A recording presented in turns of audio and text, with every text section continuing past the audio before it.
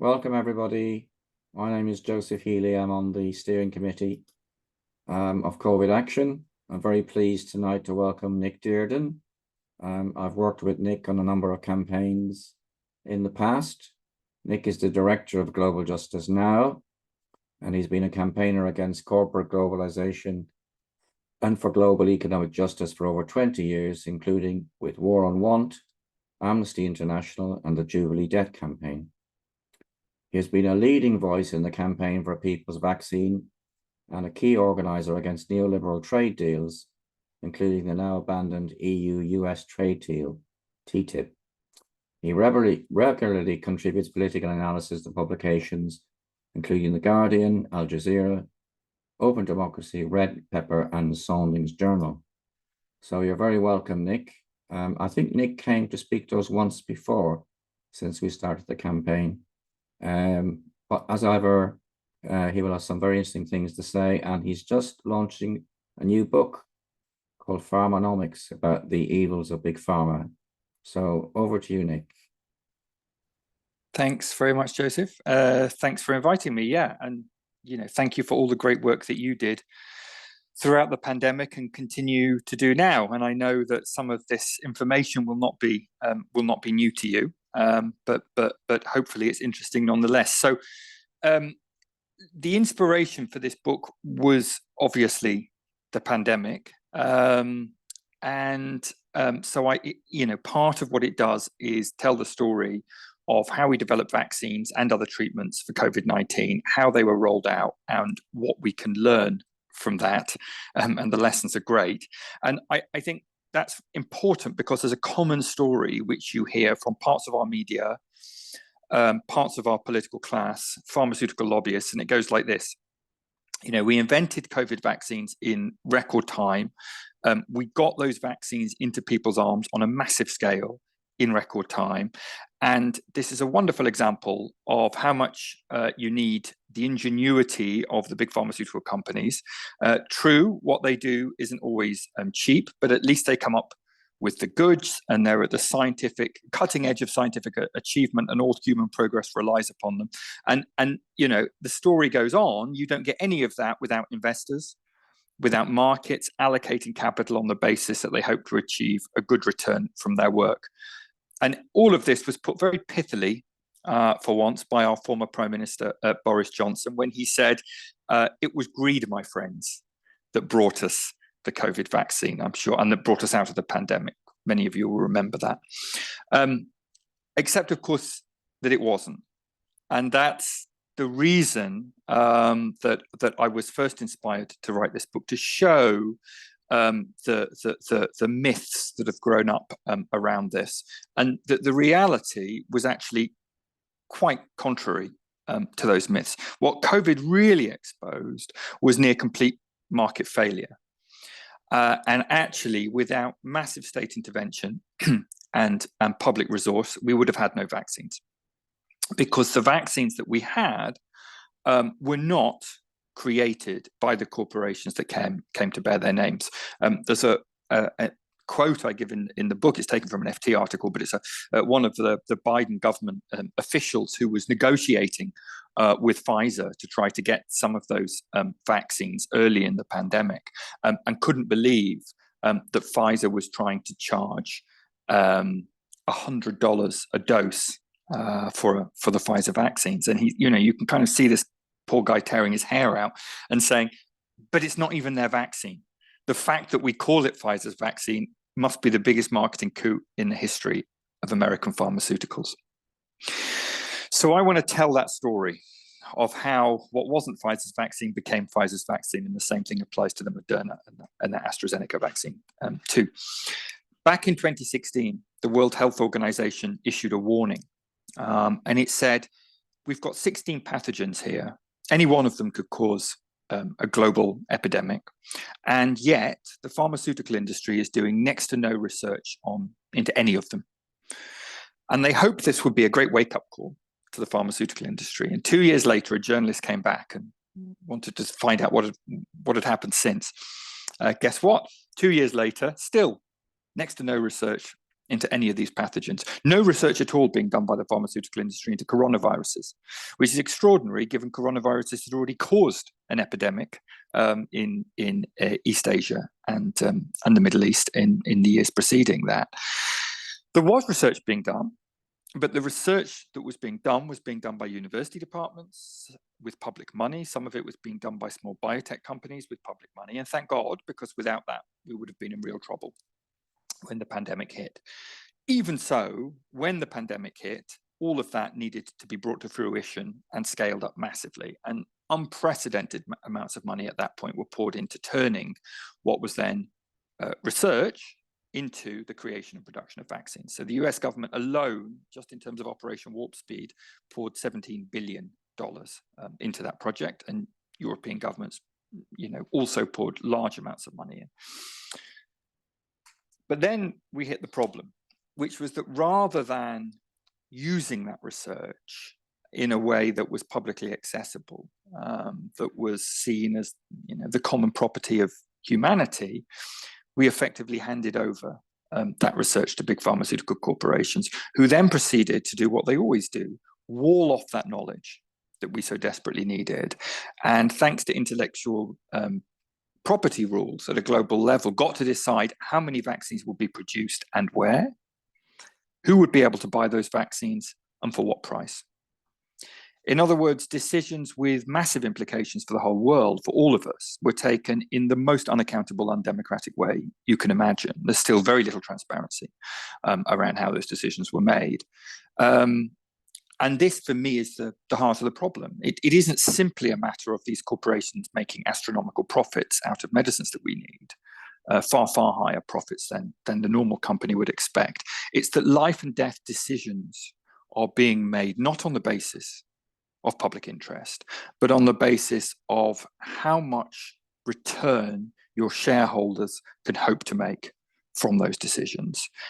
What a way to run a vaccine rollout in the worst pandemic in a century, and more broadly, what a way to run an economy, because what is true of the way vaccines were produced in the pandemic is unfortunately true of how many decisions are made across the board in our economy, an economy run for the benefit of investors and shareholders, by and large, extremely wealthy people in society. And the consequence of that was felt almost immediately, because the consequence of that was that almost all of Pfizer and Moderna's vaccine was sold to the richest countries in the world. Almost nothing at all went to developing countries for those vaccines. The Pfizer vaccines that were eventually administered in the developing world were largely largely ended up there because the US government donated them. But the pharmaceutical companies said, well, don't worry about it. It's going to be okay. Yes, okay, it's unfortunate, but we will sell those vaccines first to the richest countries, but other countries will get there. We'll get there eventually. Well, that didn't happen either. And 2 years ago, when probably most of us had received a third vaccine, some people a fourth vaccine, it was still the case that large numbers of countries on the planet hadn't even vaccinated their frontline health workers, hadn't vaccinated the most vulnerable in their population. And it gets worse, because not only were we not selling any vaccines to most of the world, not only weren't we donating any vaccines to most of the world, as I've already said, other than the United States, no other country really donated anything substantial in terms of vaccines. But it's even worse, because not only didn't we sell, not only didn't we donate, we actively prevented most countries on the planet being able to produce their own versions of these vaccines. We know that 100 factories, at least 100 factories, could have safely produced mRNA vaccines, but the corporations that owned those vaccines, Pfizer and Moderna, refused to share that knowledge. So they artificially limited the supply of vaccines on the market. And the result, as we know, was horrific inequality in vaccine access, what campaigners in South Africa dubbed vaccine apartheid. But it wasn't bad news for the companies, because the companies did extremely well out of it. Pfizer, the first year Pfizer had its vaccine on the market, it made $36 billion off one vaccine, $36 billion. The second year Pfizer also had an antiviral treatment out, and those two products made the company $50 billion in 1 year.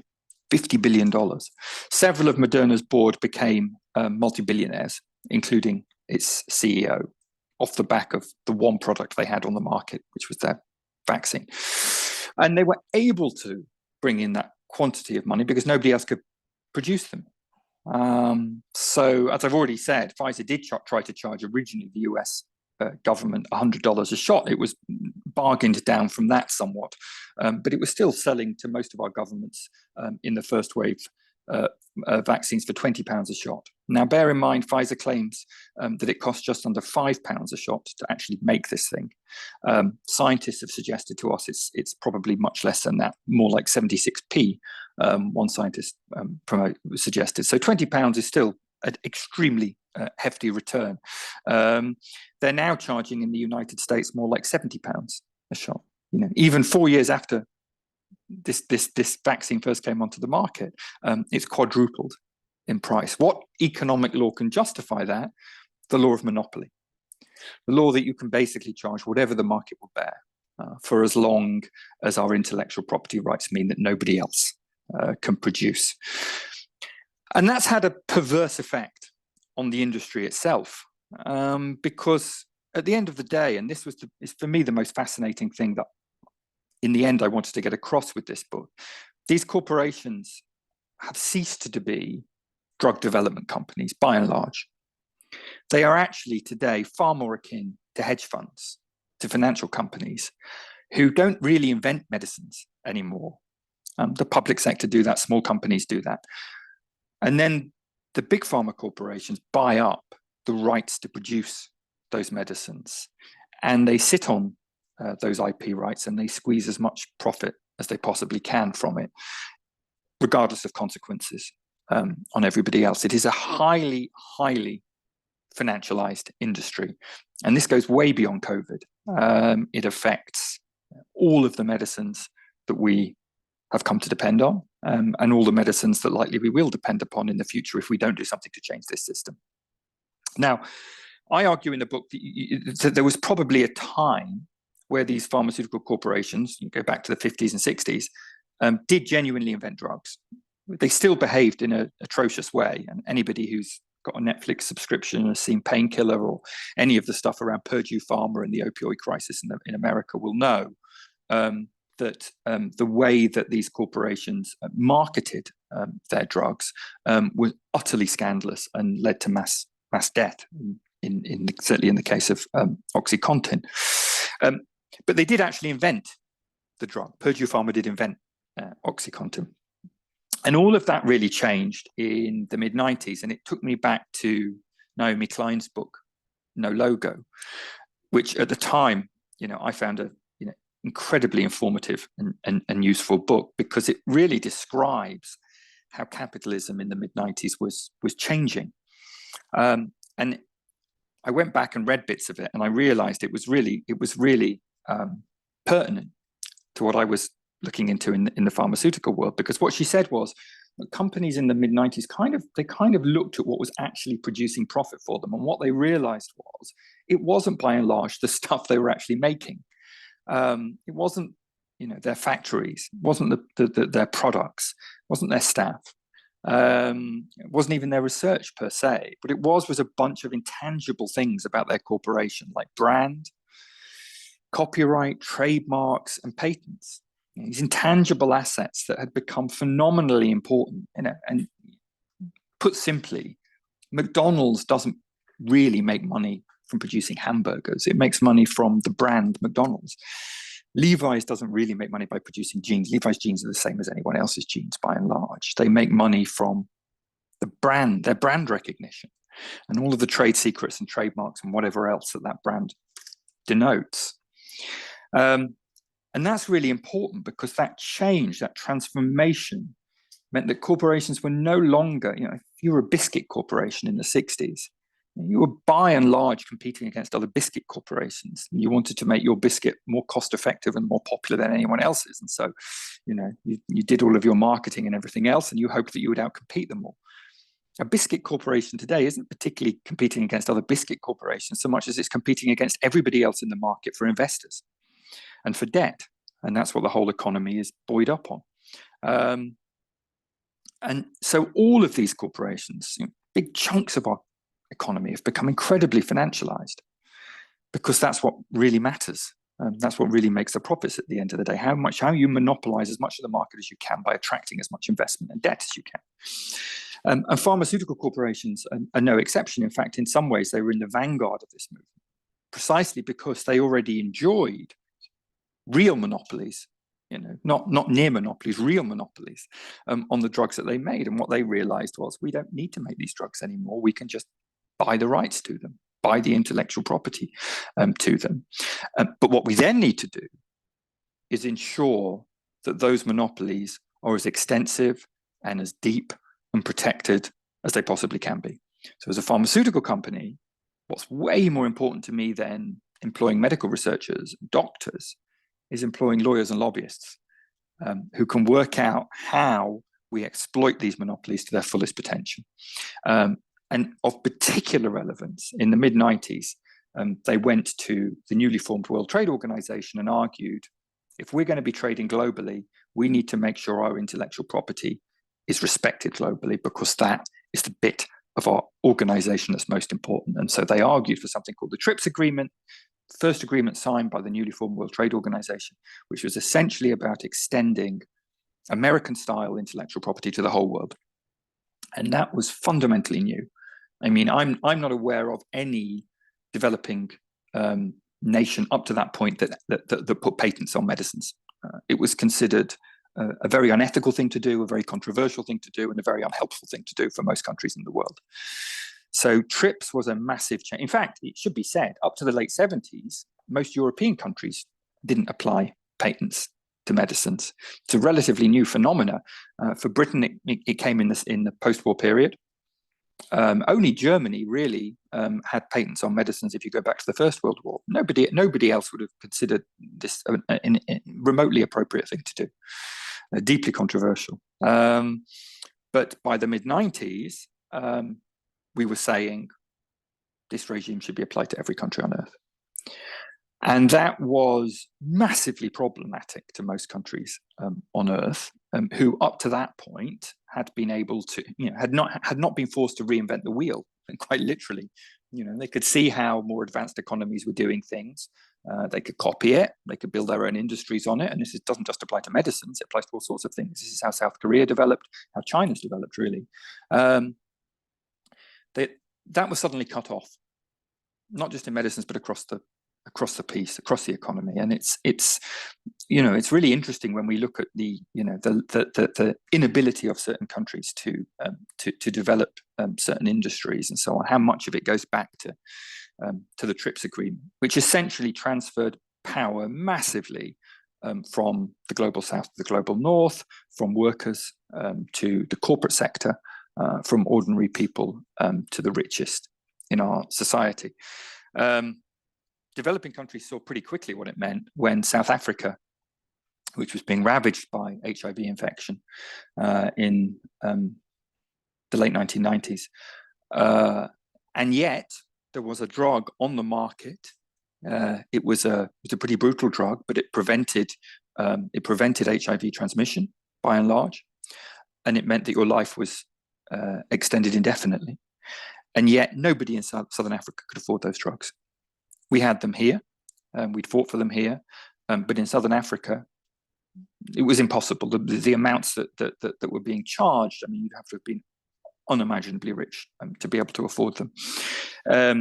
And the South African government said, well, look, we could actually produce these, much, much cheaper. We could import them from India, where they're able to make them much cheaper. And they tried to enact a law which would have allowed them to do that. And 39 pharmaceutical corporations took them to court and said, this is piracy. Accused Nelson Mandela's government of piracy for trying to do this. Now, they were forced to back down in the face of unbelievable international outrage. But nonetheless, that sent a chilling effect down the backs of many countries in the global south, and taught them a lesson in terms of, you do this at your peril. You will face the full weight of our industry and the governments of the countries that we are based in, like the United States government, if you try to do things like this. So the effect has been horrific for most of the world, but it's affected us too. And just to show that this isn't just about COVID medicines, there's one medicine I look at in the book. People might have heard of it. It's called Humira. It's become quite a famous medicine because for quite a long time it's been the most expensive medicine in the world. Humira is anti-inflammatory, so it's used for dealing with rheumatoid arthritis, but also Crohn's disease. Pretty effective in treatment of Crohn's disease. Over the last decade, this one medicine has cost the NHS nearly £3 billion. Phenomenal amount of money, despite the fact the drug has been highly rationed until quite recently. In the United States, a single course of this for a single patient is $77,000.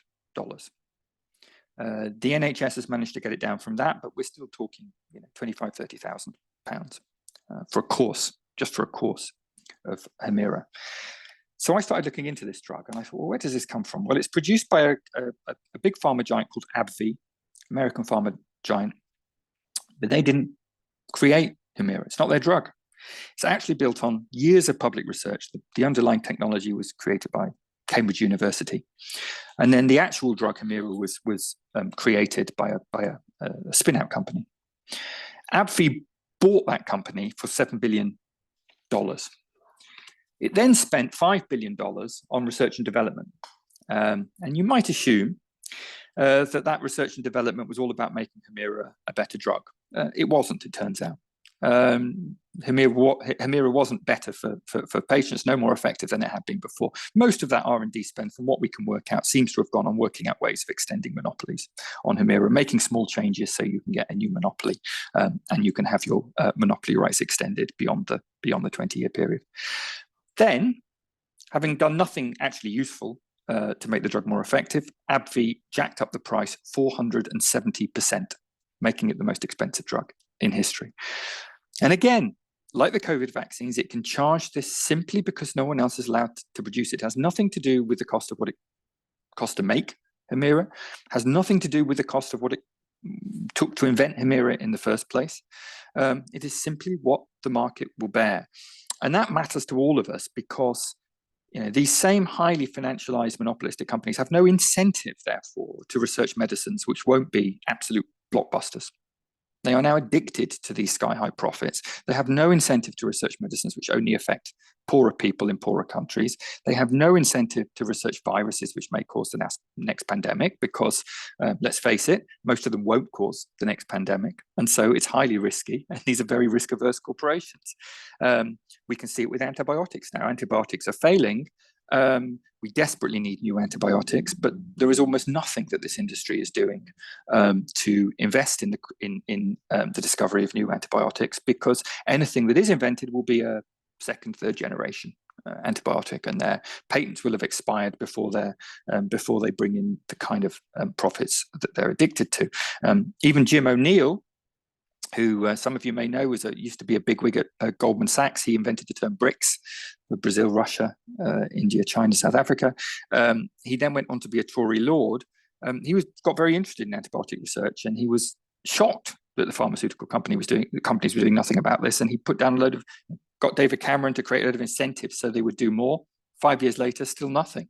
And he had a meeting with them, and he just said, "I don't believe a word you people say. And frankly, a large part of your industry should be nationalized." That's someone who was sitting on the Tory benches as a lord until Brexit.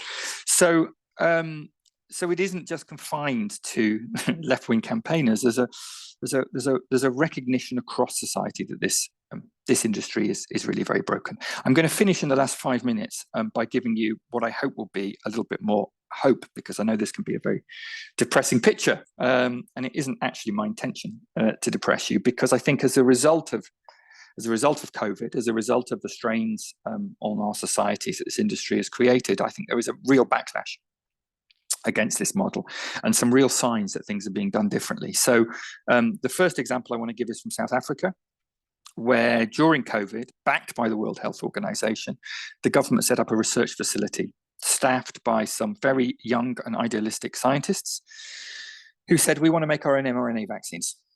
And they went to Pfizer and they went to Moderna and they said, "Will you help us?" And you can imagine the response they got: "No, on your bike." So they said, "Okay, we'll do it ourselves. And they cracked it within a few months. They more or less worked out how it had been done. Of course, there was still a very long way to go in terms of testing and trialing and creating something you can actually get in people's arms.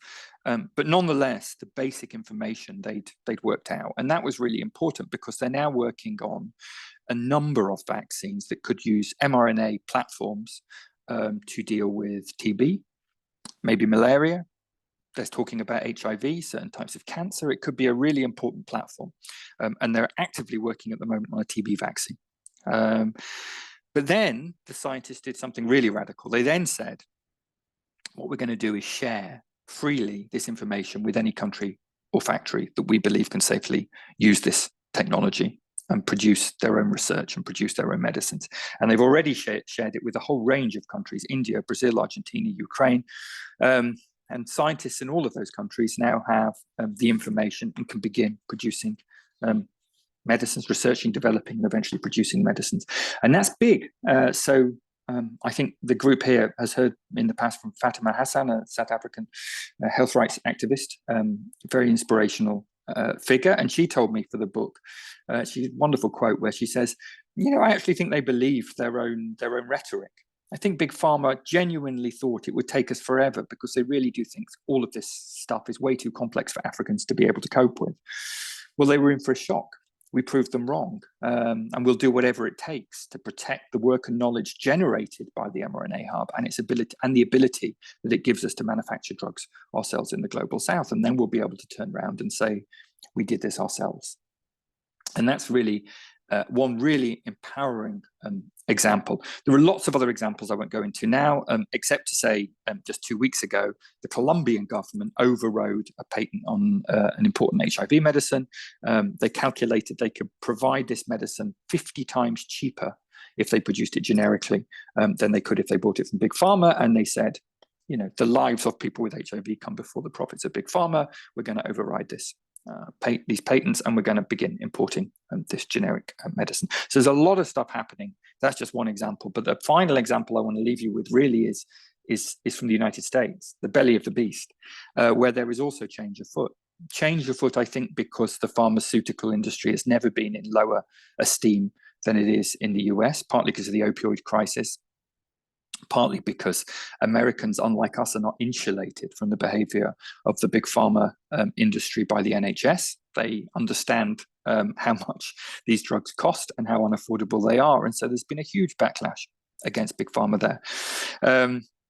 And people are fed up. And as a result, one of the things that Biden managed to get through the Inflation Reduction Act was some ability for the federal government for the first time in history to negotiate prices of drugs.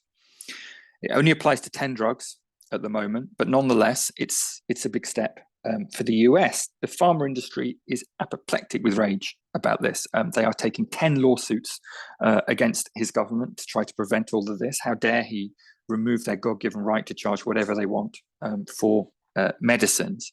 But he's not backing down. And I mean, there was a tweet a few weeks ago, which I was astonished to ever read, from the President of the United States saying, "This time we beat Big Pharma."